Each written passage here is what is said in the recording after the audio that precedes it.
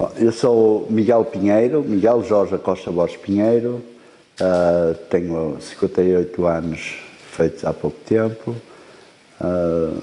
frequentei o ensino escolar até ao 9º ano, não o completei, completando posteriormente aqui em Serralves, naqueles projetos de novas oportunidades, onde completei o 9º ano. A minha infância foi um pouco livre no bom sentido de vir à rua, ir à escola sozinho, sem ser preciso me levar, como hoje em dia acontece. Os pais acompanham os filhos e vão lá buscar isso. A escola também era relativamente perto. Depois do meu trajeto escolar, senti que realmente já estava um pouco cansado a nível escolar e tentei então a minha primeira abordagem a nível profissional, não só porque já tinha 16 anos, queria comprar as minhas coisas, claro, os meus pais tinham fracos recursos, era mesmo só para as coisas essenciais, não é? Já faziam muito em nos vestir, a alimentação, todo esse processo. E eu, como queria também comprar as minhas coisitas e isso, decidi então, nessas férias, ou nesse ano em que fiz uma pausa nos meus estudos, de começar então o meu percurso profissional, tendo conseguido uma colocação num armazém de rações para animais, onde fui fiel de armazém, não só carregava e descarregava caminhões com as mercadorias. Na altura foi um pouco difícil a minha integração, porque eu era um jovem realmente, e carregar sacos ou pegar em sacos de 50 quilos, hoje em dia acho que o peso máximo atinge só os 30, mas naquele tempo eram 50, pelo menos esses sacos maiores. Depois tinham os pacotes em doses mais pequenas de 5 quilos, em que nós levávamos 5 de cada vez, até para que a contagem fosse mais correta, sem haver alguns enganos. Dentro desse armazém praticamente fazia um pouco tudo, conduzia empilhadores, o monta-cargas, fui também ajudante motorista na altura para dar férias aos meus colegas que na altura, e fazia um pouco também a zona norte e centro do país, para comatar essas férias dos meus colegas. Foi interessante, foi também foi uma oportunidade para no meu tempo de trabalho, também usufruir de visitar outras cidades e isso. Depois eu fiz um pouco tudo, quer dizer, chegou ao fim do contrato dos 3 anos, havia muito aquela política de não renovar o contrato para não passar efetivo, e eu, pronto, vim para casa, foi um desemprego, mas passado 2 ou 3 meses voltaram-me a chamar, e como não só o ordenado era bom já naquela altura, eu já recebia mais do dobro que os meus colegas que na altura também já estavam a trabalhar, e pronto, não havia vícios, nada, e deu para juntar bom dinheiro, pronto, que era colocado no banco, para depois eu poder também usufruir de comprar as minhas coisitas, as minhas aparelhagens, e isso, que era como o meu pai dizia: queres uma aparelhagem? Quando fores trabalhar, depois comprarás as tuas coisas para valorizares realmente as coisas que realmente vais querer adquirir. Entretanto, pronto, decidi continuar esse meu trabalho, não é? Com os tais 3 anos, no final dos 3 anos vim para casa, mas voltei lá novamente, mais um contrato de 3 anos, e depois aquilo ficou assim um bocado delicado a nível da administração, isso, e acabou por fechar o armazém. A fábrica ainda continuou, mas pelo menos o armazém aqui no Porto fechou. Fazemos os clientes aqui na área de Matosinhos, Custóios, agora aqui, pelo menos na cidade, de entregar as encomendas. E eu gostava muito de passear na carroçaria da carrinha, de fazer as entregas. E depois havia aqueles espaços que era mesmo apertado e estar a carregar os sacos por meio daquelas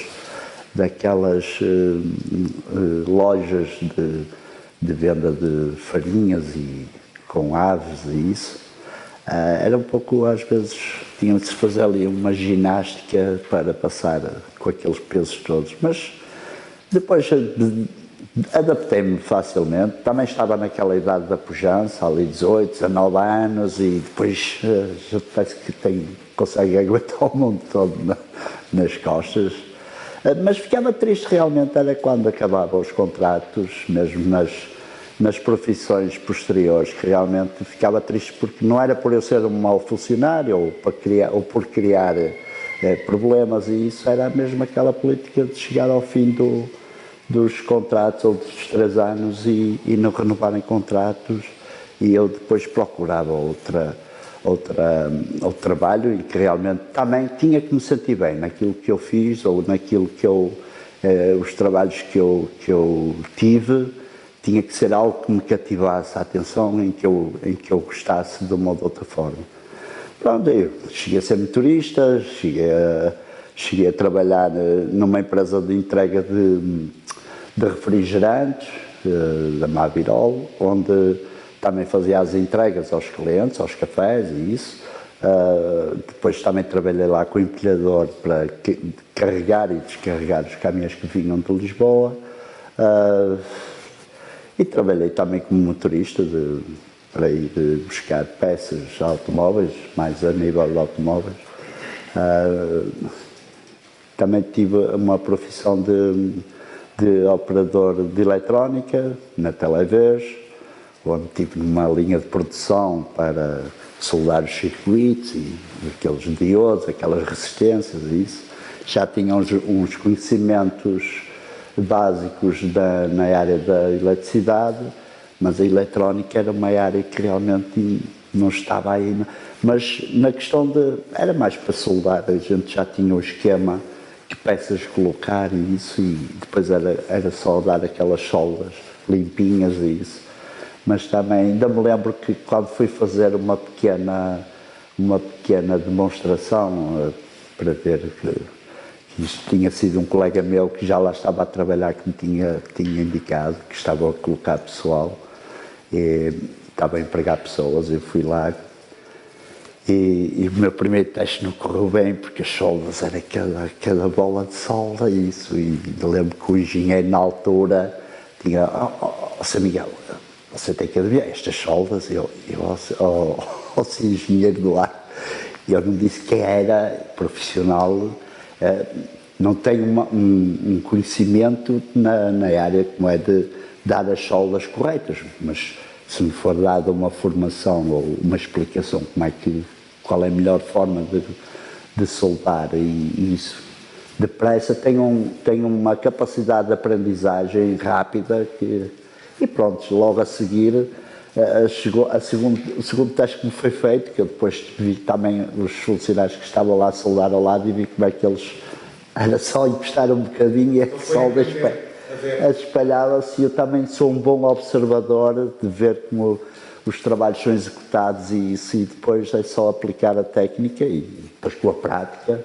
Tanto que numa linha de montagem onde temos 6 colegas, um coloca umas peças, passa para a mesa seguinte, coloca outras soldas, passa. E eu até estava era o último elemento da linha de produção, o último, tirando o embalador, o que está a embalar, que media a tensão, media tudo, se o aparelho estava, depois já soldava umas peças, mas ali havia uma interajuda também. Se o ferro de soldado, um colega tivesse a soldar mal ou não aquecia bem, o colega atrás colocava-lhe algumas peças e ele tentava ali, que era para não atrasar todo o processo da linha de produção. E eu colocava outras, porque depois também o que incentivava é que nós, no final do dia, de cada dia, se nós fizéssemos um determinado número de peças, tínhamos um prémio, na altura ainda era em escudos, de 1000 escudos. E então aquilo aqui havia quase como uma competição entre linhas para que realmente não só atingíssemos o máximo, para ter os 1000 escudos, como até atingir o máximo o mais cedo possível que as mesas ou que as linhas de produção que estavam posterior. Mas diga-me uma coisa, Sr. Miguel, essas aprendizagens todas que foi tendo ao longo da vida e esses diversos empregos, acha que ainda hoje o ajudam a trabalhar aqui, por exemplo, em Serralves? Claro que sim, claro que foi todo um processo a nível de aprendizagem e de conhecimento para poder hoje em dia também tirar esses conhecimentos ou aproveitar esse conhecimento e a sabedoria para poder aplicar até a outros níveis, não é? Porque uma das coisas que eu realmente hoje em dia valorizo e o facto de agora estar aqui em Serralves é que realmente não foi só no aspecto profissional que eu tive a melhor experiência, foi a nível de relação entre colegas de trabalho e isso realmente também foi uma abertura assim completamente. Eu era muito introvertido, muito envergonhado, quando vinha algum visitante para pedir uma informação ou para saber o nome de uma planta, eu sou estagiário, eu sou muito novo, vai ter com o meu colega ali que ele é capaz de... E então despachava assim um pouco. Então o nível pessoal também se foi desenvolvendo? Muito mais... Então, Sr. Miguel, diga-me uma coisa, qual é que foi assim, o seu primeiro contacto aqui com o Parque de Serralves? O meu primeiro contacto foi depois de uma formação, quer dizer, estava a tirar uma formação depois de um tempo em que estava pelo Fundo de Desemprego e procurava sempre trabalho. Eu nunca estava muito tempo desempregado, mas como há uma fase da nossa vida e devido à idade e isso, eu estava a ter muitas dificuldades em arranjar emprego, arranjar trabalho. Eu respondia a anúncios, eu ia a entrevistas e isso, e depois não me retribuíam o quanto, ou não me chamavam, não me respondiam ou isso. E eu ficava triste porque achava que realmente já estava a atingir uma idade ou uma fase em que realmente estava a ter dificuldades na integração de trabalho. Mas não esmorecia, eu sou lutador e um guerreiro por natureza própria, então surgiu a hipótese de fazer um curso de formação enquanto estava ali pelo Fundo de Desemprego, um curso de formação onde tinha uma bolsa e algumas, pronto, direito ao subsídio de alimentação, ao passe. E depois foi-me dada a oportunidade, ou era na área de jardinagem, na altura tinha a designação de técnico paisagístico e era serralheiro.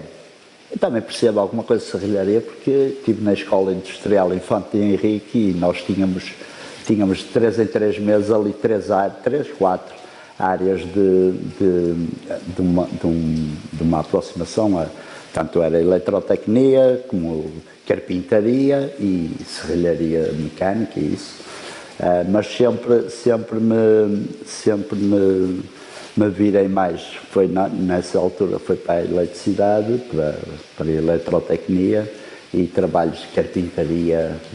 Claro que a oficina de serralharia era muito fria e calhava sempre na altura do inverno, ficava com as mãos muito frias. Mas como é que chega aqui a jardinagem? Aqui, então eu fiz a formação, estava a fazer a formação com a engenheira Isabel Oliveira. Na altura estava a dar formação no Centro de Formação do Centro de Emprego, Formação Profissional no Cerco do Porto e a engenheira Isabel, que era a nossa formadora na altura, na altura dos estágios, não é? Que nós temos uma parte teórica, temos alguns trabalhos lá na área, temos jardins lá nesse espaço, onde executamos também um trabalho, uma obra que ainda lá está. Não está a funcionar porque a bomba d'água não faz o retorno de toda a água para fazer a cascata. E na altura do estágio havia várias hipóteses, várias áreas onde a gente poderia estagiar. Na altura eu estava muito direcionado para o Palácio Cristal, que era uma das áreas onde eu poderia fazer estágio. Eu escolhi o Palácio Cristal porque eu morava mesmo ao lado e foi uma área onde eu passei quase toda a minha infância e adolescência. Havia lá as feiras populares e isso. E eu, o Palácio, conhecia também o Palácio de cima a baixo, conhecia todo aquele espaço. E então estava muito direcionado. E a engenheira Isabel, depois, é que me disse, chamou-me, disse, Miguel, se me te importa, depois no final da aula, eu gostava de te dar uma palavrinha, pode ser? Claro, doutora, engenheira, pode ser. E ela é que me disse, olha, eu sei que realmente tu tens essa tua vontade de fazer o teu estágio no Palácio Cristal e isso, há outras áreas e isso, mas olha, há a questão de Serralves, realmente, e eu acho que tu te poderias dar muito bem a fazer lá o estágio, porque é um parque com muito prestígio, até a nível internacional e isso, e acho que a tua formação lá poderia até ser mais benéfica, prontos. E eu ponderei e olhei para ela e disse, pronto, engenheira, eu vou seguir o seu conselho e vou fazer o estágio em Serralves. E arrepende-se? Olha, se me perguntassem, eu não me arrependo, mas olhando a todo o meu percurso a nível profissional aqui, na altura, se me dissesse assim, olha Miguel, tu vais trabalhar em Serralves, mas vais ter que passar por isto, e eu naquela altura dizia, não, eu desisto, eu atiro a toalha. Mas hoje em dia, olhando para trás e mesmo assim, passando por todas essas fases, esses processos e isso, eu vi que realmente devia haver um propósito mesmo na minha vinda para Serralves, não só no estágio, como em todo agora o meu percurso profissional. Porque realmente tive a oportunidade realmente de aprender muito a nível profissional, não é? Porque a minha vontade o meu interesse pessoal não só de fazer o curso e a formação de jardinagem, não é? Técnica paisagística, era especialmente para eu poder aproveitar e perceber e conhecer de que forma é que as podas eram feitas, não só roseiras e isso, procurar ter um aprendizado mais aprofundado sobre a questão da poda, videiras, as vinhas e isso. Eu queria perceber onde cortar para se dar uma determinada forma, uma árvore, um arbusto, o porquê de umas serem dar uma poda mais curta, outras só a nível ornamental, e então foi nessa base que eu realmente até procurei a formação de jardinagem. Já fazia trabalhos de ajuda ao meu pai na altura, porque ele, para além do trabalho de motorista que ele tinha, já fazia jardins. O meu pai sabia um pouco de tudo, sabia de construção civil, carpintaria, tínhamos uma arrecadação lá onde ele tinha as ferramentas todas, por isso eu já tinha uma aproximação e uma facilidade de ter ferramentas comigo e poder fazer as minhas construções e isso, ou arranjar coisas que poderia arranjar já na minha própria casa. E como eu tinha já tinha um conhecimento assim, ainda que um bocado vago na área da jardinagem, não é? Embora fosse um miúdo, que não me passava pela cabeça nesta última fase vir a desempenhar uma profissão de jardinagem. Estava muito longe de todos os meus das minhas pretensões, mas realmente quando eu vim para cá, para Serralves, Foi em que ano, São Miguel?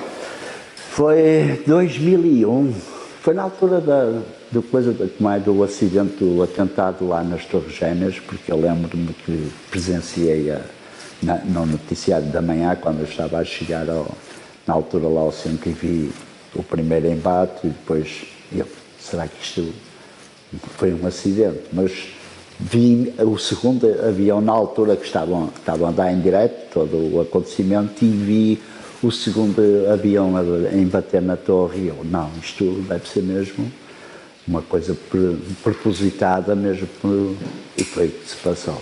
Por isso, 2001 foi. Portanto, vá, 20 anos aqui a 20, 21, sim. O que é que, ao nível do parque e dos jardins, o que é que mudou desde 2001 para os dias de hoje? Quais são as principais diferenças? As diferenças como eu me apercebi, é que realmente todos os diretores que foram passando, ou mesmo a nível de encarregados,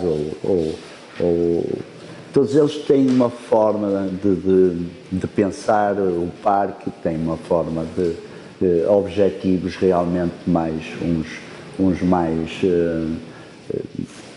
mais pensados que outros, no sentido de poderem ter as pretensões que eles querem para o parque e isso. E foi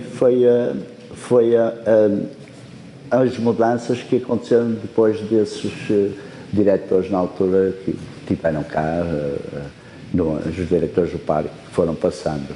Mas a nível paisagístico mudou? Sim, os jardins eram muito mais de difícil acesso a visitantes, em cada espaço relevado havia umas sebes a contornar, não eram tão as pessoas não podiam usufruir dos relevados ou poder estar tipo sentados a apanhar um solinho ou a ler um livro.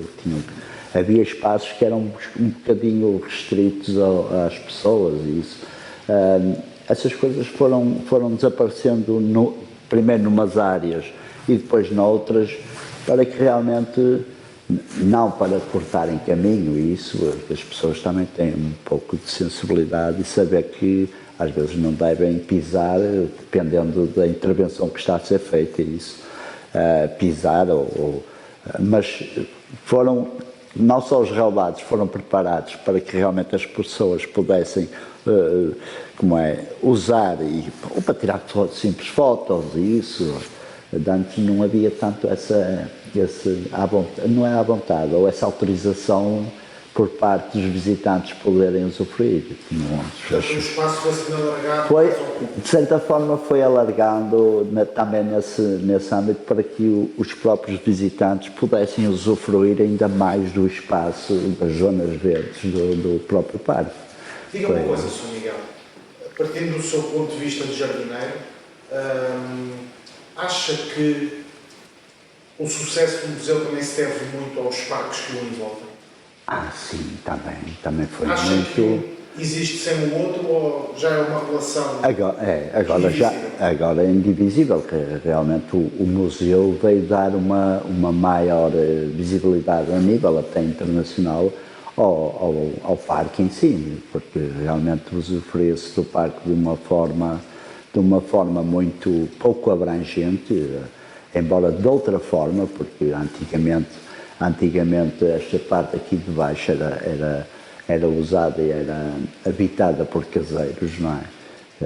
Onde também trabalhavam para o parque, aqui mais na área de baixo, mas também se fazia outro determinado tipo de trabalhos que também os visitantes usufruíam. Por exemplo, nós ao fazermos as podas ou a parar nas ervas aromáticas, o restante, o que era cortado, era aproveitado e fazia-se chás, fazia-se a embalagem aqui e vendia-se aos visitantes, as carteirinhas com os diferentes chás que eram adquiridos a partir das ervas aromáticas que tínhamos lá em cima no Jardim das Ervas Aromáticas. As compotas, todas as árvores, todos os frutos que temos aqui no parque, as framboesas, os mirtilhos, maçãs, peras, Tudo isso era aproveitado, ou fazia-se as compotas. Na altura a Terezinha, que era a caseira, que era a esposa do Sr. Júlio. O Sr. Júlio era mais vocacionado para os animais, para o tratamento dos animais e isso, embora tivesse também ali um terreno, que é onde ele também cultivava as suas coisitas, não lhe faltava nada, batatas, tomates, tudo que a terra produzisse, ele tinha tudo.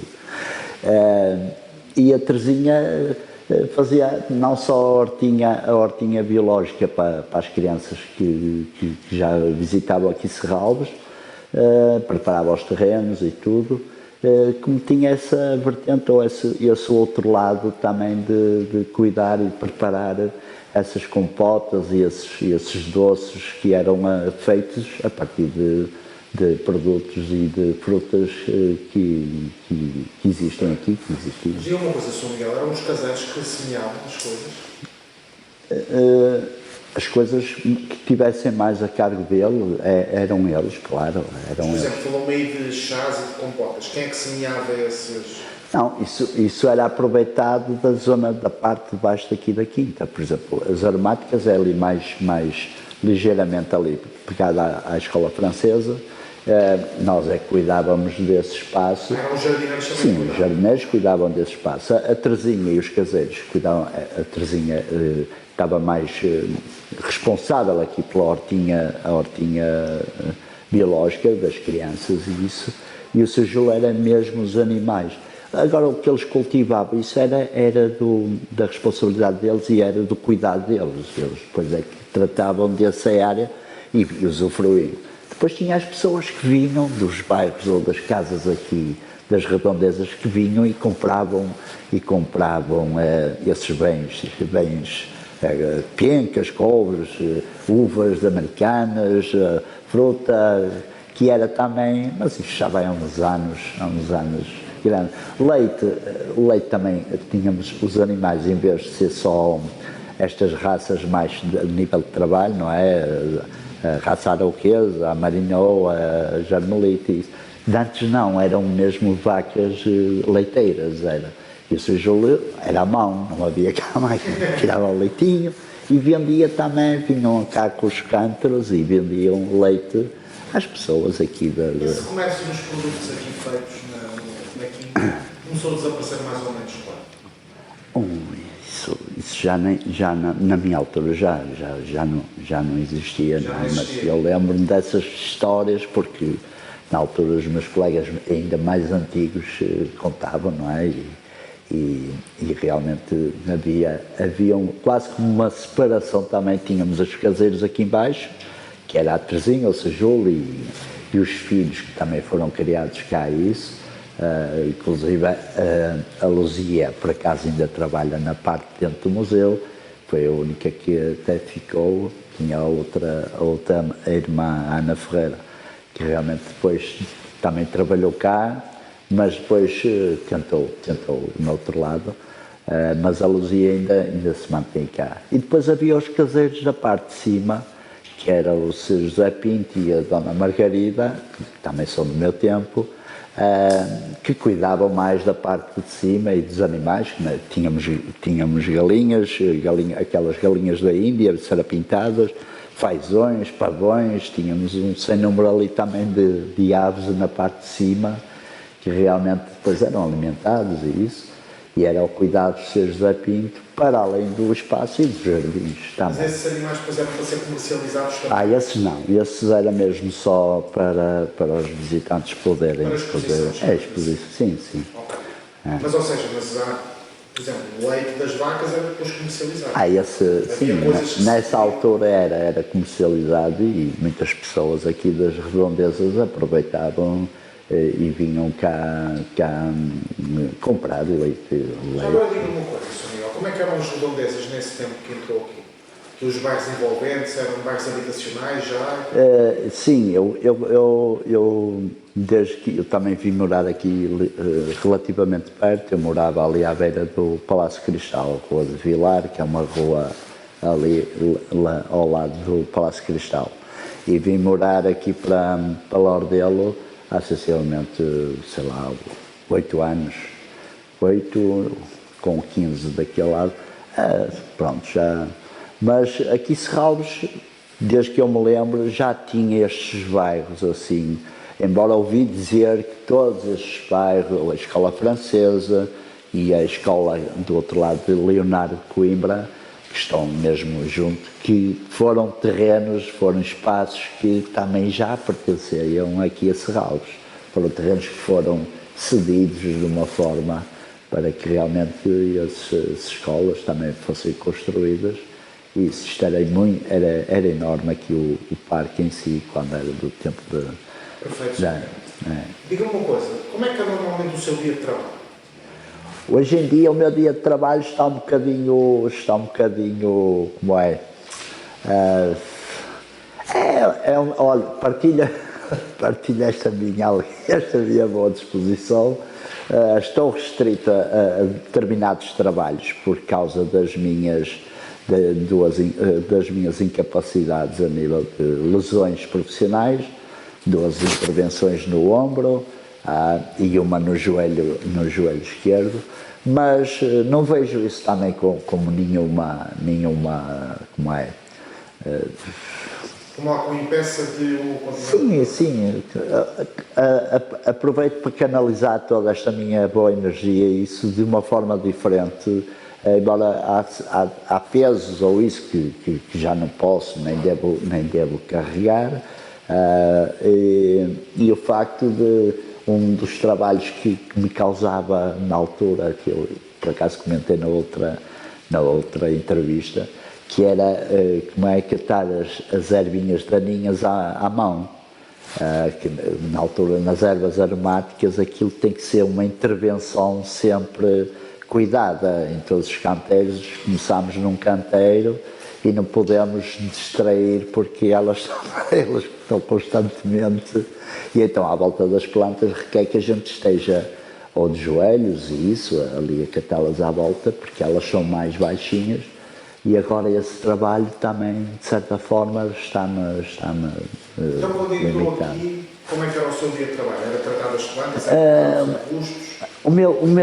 Quando entrei aqui, o meu trabalho era essencialmente ajudar os colegas onde eu era colocado. Algum colega precisava de ajuda e isso. Tínhamos um encarregado que logo às 8 horas da manhã reunia toda a equipa e coordenava os trabalhos de uma forma logo assente, não é? Indicava quem ia para aqui, quem ia para ali, distribuía um pouco os colegas por determinados trabalhos e às vezes, como eu ainda estava numa fase inicial e isso, pediam, olha, Miguel, hoje vais andar com o Sr. António, ou vais para a beira da Dona Rosa e ires fazer assim este trabalho. Era um faz-tudo, portanto. Sim, e para mim era bom porque também aprendia os trabalhos, ia aprendendo e adquirindo competências nas várias áreas. Hoje em dia, já há uns anos para trás, houve uma ideia para que realmente o parque, mais a nível entre aqui a direção do parque e no caso o Ricardo Bravo e antes um bocadinho, de dividir mais ou menos o parque no mapa por 5 áreas e colocar dois jardineiros em cada área. Claro que se fosse sempre assim, depois havia 2 jardineiros, porque estás numa área que aquilo é fácil de fazer, se vieres para a minha área no verão, e então o que é que se pensou aí? Muito bem, realmente. De 6 em 6 meses haver uma rotação dos elementos, só de um elemento, não é? Que rodava, e depois no outro ano já rodava o outro e o outro ficava, quer dizer, mas havia sempre uma rotação para que todos tivessem e tenham a oportunidade de trabalhar nas diferentes áreas e ao mesmo tempo poder adquirir conhecimentos, no meu caso, que também foi uma mais-valia para poder aprender. Quando cheguei à zona do Roseiral, na altura das podas, depois da floração e isso, poder aprender a podar e ter passar o conhecimento deles para mim, para que realmente tenham um trabalho eficaz na área das podas, dos roceiros, e podar também as sebes, que na altura era de ligustro, todo aquele labirinto e aquelas sebes ali todas cortadinhas, parecia que era quase à tesourinha, e isso requer alguma prática e trabalho, não é? Diga-me uma coisa, Sr. Miguel, os jardins aqui, o parque está dividido por áreas, ou os jardins estão divididos por áreas? Não, é mais assim tipo papel. Temos, por exemplo, nós temos áreas, por exemplo, a área do Roseiral, a área que quando entre nós falamos a área do Roseiral, não é só o Roseiral em si, é o Roseiral, é a Casa de Chá, todo aquele espaço verde da Casa de Chá, abrange a parte de cima da entrada onde entram os visitantes, ali também aquele prado verde que tem, onde tem a casinha a casinha de vendas de Serralves, o Arboreto de Serralves, a Avenida dos Liquidames, há ali toda uma área que pertence à chamada área do Roseiral. A área da Central é Casa Cor-de-Rosa, todos aqueles tapetes, todos aqueles espelhos de água em cascata, por ali abaixo, e parte do século XIX. O século XIX é a área que está ali ao lado da casa do Museu Manuel Oliveira, e a parte da Capela das Camélias também. Todos esses espaços assim são áreas distintas. Depois temos aqui a parte de baixo da levada, que é logo a seguir a zona envolvente ao lago, na parte do lago, depois das escadas, tem que é a área da levada e abrange todo o espaço, até ali quase ao poço aqui do octógono, que dá tanto para aqui para a hortinha como dá para as aromáticas.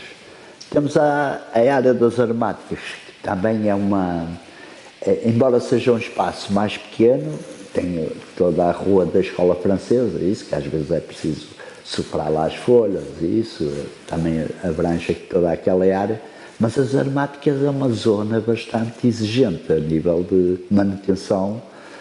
Tem a estufa lá, embora agora aquilo esteja assim um bocadinho, porque também há um projeto agora de recuperação dos jardins das aromáticas, não só para reformular os canteiros, mantendo o design na mesma, mas retirar uma terra que lá tem, que não é bastante, não é mais própria para o jardim, e para serem recolocadas espécies de aromáticas, umas que já tivemos cá e que desapareceram, mas assim como um maior número de ervas aromáticas que existem, que vão ser colocadas lá. E vai ser recuperada a estufa também. Mas antigamente existia uma estufa aqui, era? Antigamente, até antes de fazer o museu, existiam, acho que eram no mínimo duas ou três estufas. Depois, quando começaram a fazer as obras da intervenção para o museu, desistiram de uma, e uma passou aqui para baixo para as aromáticas. Para haver uma reprodução de plantas aromáticas, porque nas aromáticas, quando a gente podava as aromáticas, uma grande parte era para fazer os tais chás, não é? E outras nós fazíamos pequenas estacas das várias espécies e propagávamos em estufa para que elas enraizassem, começassem a ganhar raiz, e daí fazíamos novas plantas, porque nas aromáticas as plantas chegam a um crescimento ou um tempo que tem que ser, tem que ser renovadas, tira-se as velhas, não é? E colocam-se plantinhas novas, mantinha-se ali o jardim sempre renovado, aquilo era-se constantemente renovado. E a questão das ervinhas daninhas, isso aí é que nós, ou sacho, e aquelas mais por baixo que fazia com que a gente tivesse mesmo que ir abaixar-se para estar ali a catar.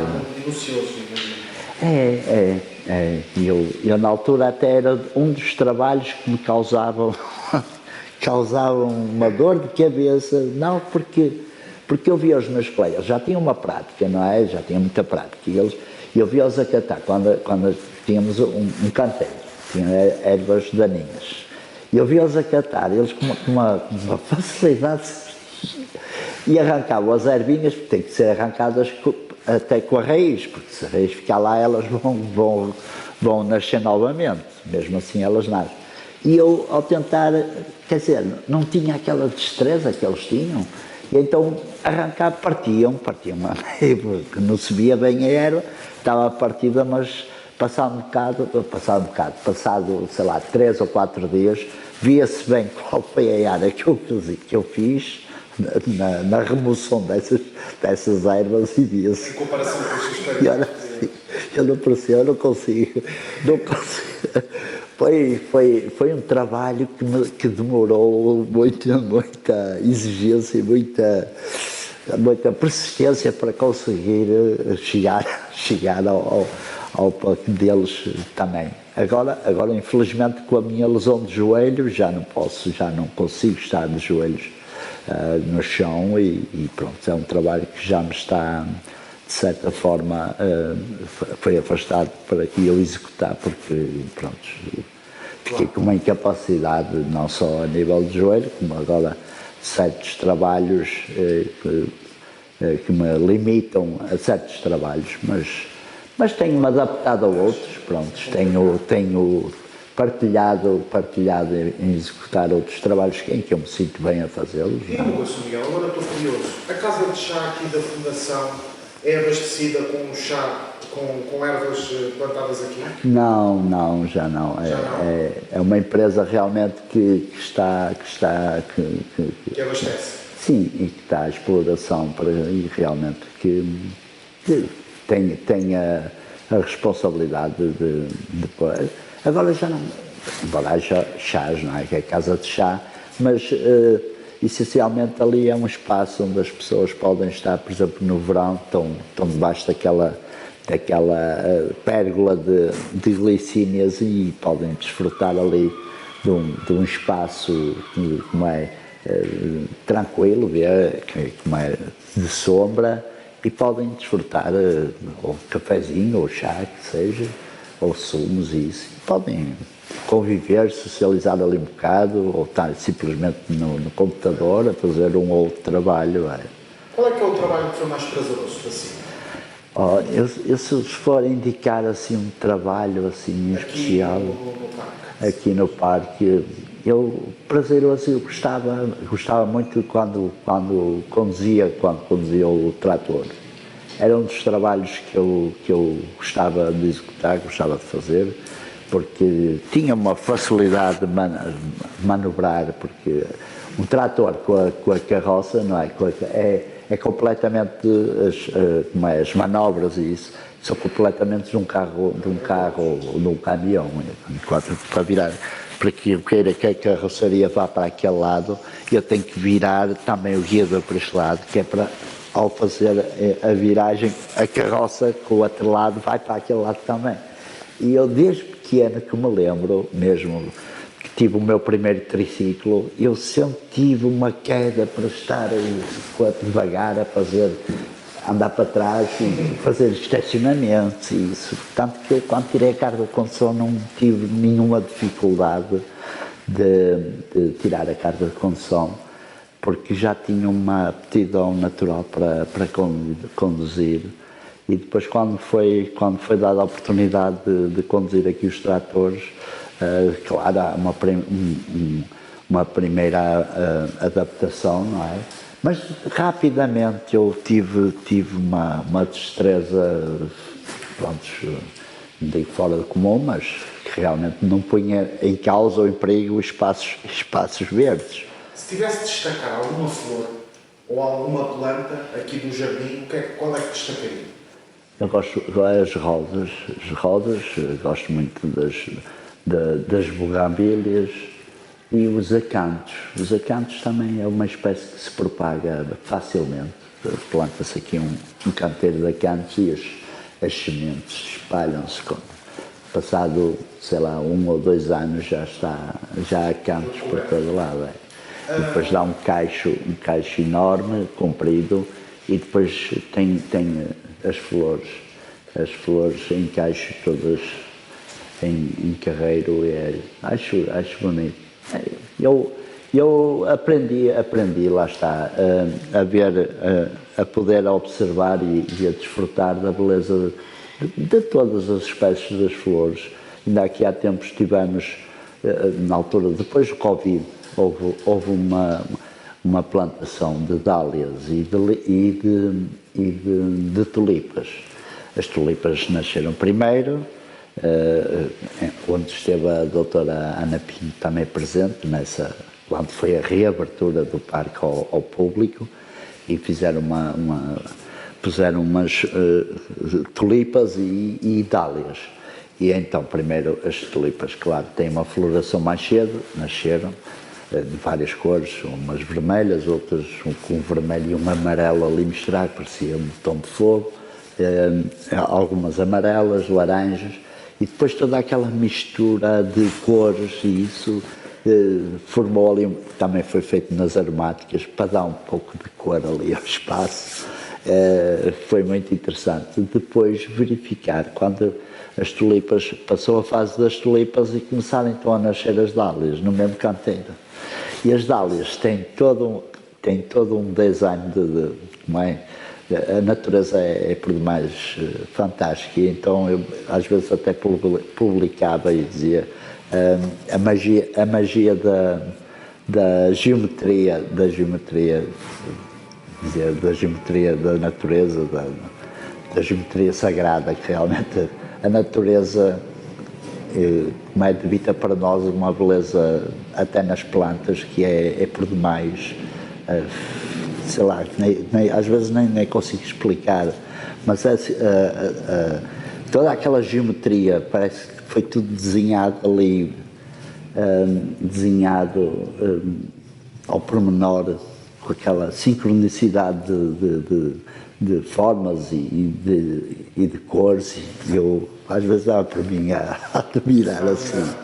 E está num espaço privilegiado para isso, ainda por cima. Olha, privilegiado é a palavra que eu hoje em dia aplico em muitas das dos meus comentários, até lá fora com amigos, e na altura de fisioterapias eu falava sobre Serralves, venho a Serralves, eu fazia quase como relações públicas, apesar de estar de baixa pelo seguro, eu falava de Serralves, falava que eu, gostas mesmo, sei eu, mas é que eu gosto mesmo. Vocês podem pensar que eu estou a gozar, que eu aprendi a gostar e a admirar Serralves. Não é por acaso que depois de cá estar e de poder vivenciar toda uma fase de aprendizado aqui, mesmo na altura do Covid, em que realmente o espaço ficou fechado ao público em geral, e mesmo nos escritórios tiveram que fazer trabalho em casa, nós sempre estivemos aqui presentes para manter um pouco a manutenção do parque, para que não ficasse todo cheio de... Mas até nesses momentos em que realmente o parque estava vazio de público, não é? Mas eu tive a oportunidade de poder valorizar e observar outras coisas que passavam e passam despercebidas à maior parte das pessoas.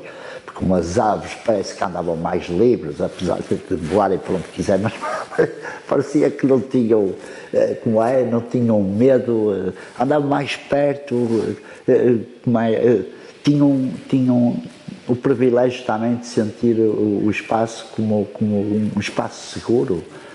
Tinham um espaço seguro para elas, era quase como um privilégio também para elas poderem cantar à vontade, estarem a formar os casais na altura da primavera e tudo, e isso foi muito interessante, poder ter a oportunidade de valorizar esses aspectos.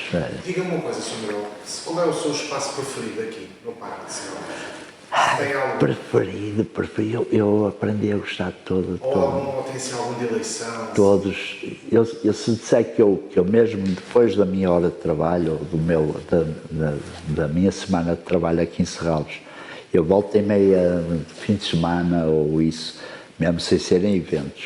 Se houver eventos eu venho, se for convidado, hoje em dia aos convites e isso, mas sempre vinha a Serralves, mesmo depois da hora de trabalho ou fim de semana, volta e meia vinha cá a Serralves visitar, ou trazia um amigo, ou alguém que faz voluntariado comigo nas rondas de rua, e ela, Miguel, tu trabalhas num espaço tão bonito, eu nunca fui a Serralves, ou há muitos anos que não vou a Serralves, e eu, a sério, tens que vir lá. Eu, olha, e dava todas as informações que o primeiro domingo de cada mês era gratuito, mas que qualquer altura ou tempo que tivessem disponível, ou sábado ou domingo, que me ligassem, que eu fazia questão de encontrar ali na entrada. E como eu tenho um cartão de amigo, agora não sei como é que está esta questão do cartão de amigo, podia sempre trazer um acompanhante e isso, mas uma vez também que eu era bem visto a nível não só de recepcionistas, pessoal lá dentro tinha uma postura de partilha, não é? Toda a gente me conhece, sabe bem, e então eu fazia questão de trazer cá e aproveitava, se eu tivesse tempo, fazia uma mini visita guiada, ou procurava saber quais eram os espaços que lhes despertavam maior interesse, e então, em vez de elas andarem um pouco perdidos pelo parque todo, eu indicava-lhes logo os caminhos, e mesmo lá dentro, as obras de arte e isso, que eu também aprendi a desfrutar e ter esse prazer de que há alguns artistas e algumas obras de arte que eu também gosto de presenciar e de ver e de desfrutar. Mas o Sr. Miguel então é quase um relações públicas até. Eu aprendi.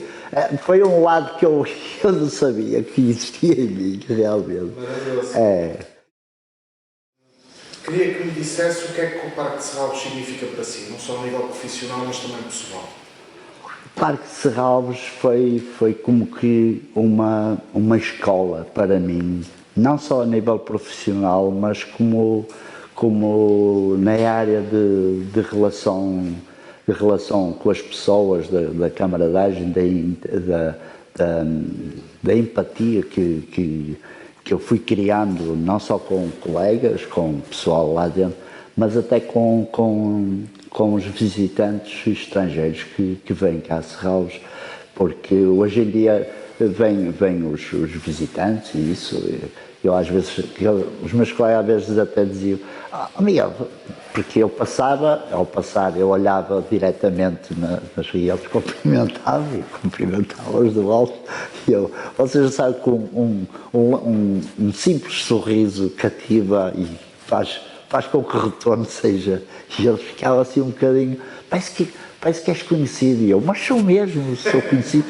E depois os visitantes, às vezes, até a minha forma de trabalhar era tão leve, solta e alegre, que eles, às vezes, dava para mim, estava a ser ou fotografado ou filmado, porque eu tenho, mesmo a trabalhar, de evitar a minha alegria no que estava a fazer. E quando a gente está a fazer algo em que se sente bem e que gosta no trabalho, seja qual área for ou que profissão, aquilo deixa de ser um trabalho, é um prazer e é uma alegria poder estar a efetuar um trabalho, seja a que nível for. Isso é também gratificante nesse sentido, porque é isso que espelha em mim o facto de estar em Serralves. É um privilégio e não só poder desfrutar também das obras de arte que são colocadas pelo parque em si, que às vezes indicar um caminho para os visitantes e isso, dá para exercitar um pouco o meu pouco francês, o meu inglês e ter um diálogo, uma comunicação mesmo que com visitantes estrangeiros e poder chegar eles agradecem-me de uma forma tão carinhosa que realmente é esses bocadinhos que realmente me fazem ainda, como é, expor toda esta minha alegria e esta minha boa energia. positivo, sou otimista por natureza e isso tenho visto o retorno depois desta minha forma de ser e de estar. E Serralves foi, em parte, também uma escola nesse sentido. Tem sido. Sendo que já faz parte de si o Parque de Sim. No fundo, porque são já mais de 20 anos a trabalhar aqui. É verdade. Já tem a sua marca. Ouvir as histórias dos meus colegas e conhecê-los também um pouco pessoalmente e a nível, não só a nível profissional, porque todos nós temos as nossas qualidades, os nossos defeitos, mas eu aprendi a dar grande importância às boas qualidades e às coisas bastante positivas que cada um dos meus colegas tem.